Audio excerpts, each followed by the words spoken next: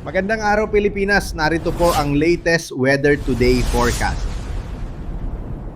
At sa ating latest satellite images naman, makikita po natin itong bagyong Ramil, na may international name na si Fengshen, ay huling namataan 795 kilometers kanluran ng Lawag City sa Ilocos Norte. Nasa labas na po ito ng Philippine Area of Responsibility at patungo sa may bahagi ng Vietnam.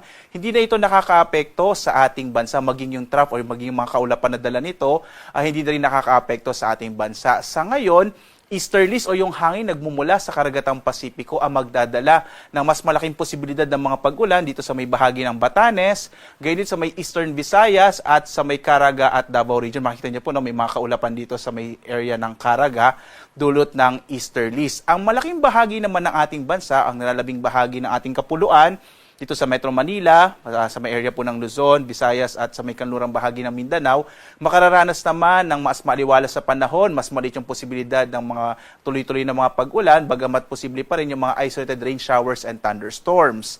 Sa ngayon nga, wala tayong namomonitor na anumang low pressure area sa loob at labas ng Philippine Area of Responsibility, kaya posible po medyo maliit yung posibilidad na magkaroon ng bagyo sa mga susunod na araw. Narito naman ating inaasang magiging lagay ng panahon sa mga susunod na araw. Makikita po natin bukas, araw ng Miyerkules, posible pa rin ang maulap na kalangitan na may mga pag-ulan sa may bahagi ng eastern section po ng Mindanao. Pagdating ng Huwebes hanggang Biyernes, posible po na magsimula ulit yung northeasterly wind flow. Sa ngayon po, minomonitor natin, posibleng this week or next week ay magsimula naman po itong amihan. Normally po kasi, ang amihan nagsisimula po yan magandang towards the end of October hanggang first few weeks of November. Pagdating ng araw naman ng Sabado, posibleng makaapekto ulit ang easterlies dito sa may silangang bahagi ng Mindanao at maaaring magdala ng maulap na kalangitan na may kalat-kalat na mga pag-ulan, pagkidlat, pagkulog. So yan po yung maaaring maranasan towards the end of the week, pagdating po ng weekend. So in general po, fair weather or maaliwala sa panahon na maranasan sa malaking bahagi ng ating bansa sa mga susunod na araw, bagamat posible pa rin yung mga isolated rain showers and thunderstorms, lalo na sa hapon hanggang sa gabi.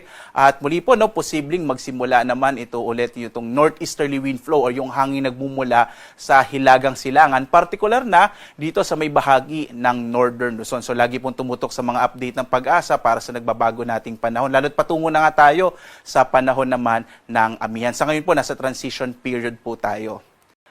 Ngayong araw nga, dito sa Luzon, inaasahan natin na mas malaking posibilidad ng mga pag-ulan sa may bahagi ng Batanes dulot ng easterlies, habang ang nilalabing bahagi ng Luzon, makararanas naman ng mga isolated rain showers and thunderstorms sa hapon hanggang sa gabi, posibleng medyo mainit po sa umaga hanggang tanghali. Agwat ang temperatura sa Lawag, sa 25 to 32 degrees Celsius. Sa Tuguegarao, nasa 25 to 32 degrees Celsius. Yung bahagi ng Baguio po, umabot na ng 18 to 24 degrees Celsius. Sa Metro Manila, 25 to 31 degrees Celsius. Sa Tagaytay, 22 to 30 degrees Celsius. Habang sa Legazpi, nasa 24 to 31 degrees Celsius. Sa bahagi naman ng Palawan, Visayas at Mindanao, makikita po natin mga isolated rain showers and thunderstorms pa rin na mararanasan sa may bahagi ng Palawan.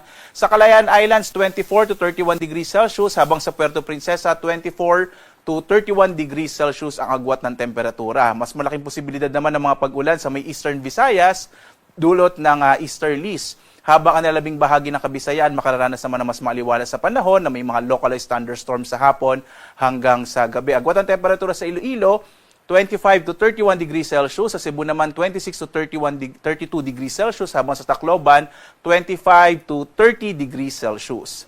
Sa may silangang bahagi din po ng Mindanao, mas malaki yung posibilidad ng mga pag-ulan dulot ng easterlies, partikular na sa Caraga at Davao Region. Habang ang nilalabing bahagi ng Mindanao, makararanas naman ng bahagyang maulap hanggang sa maulap na kalangitan na may mga pulupulong pag-ulan, pagkidlat, pagkulog. Agwat ang temperatura sa Zamboanga, nasa 24 to 33 degrees Celsius. Sa Cagayan de Oro, 24 to 31 degrees Celsius. Habang sa Davao, nasa 26 to 32 degrees Celsius yung agwat ng temperatura.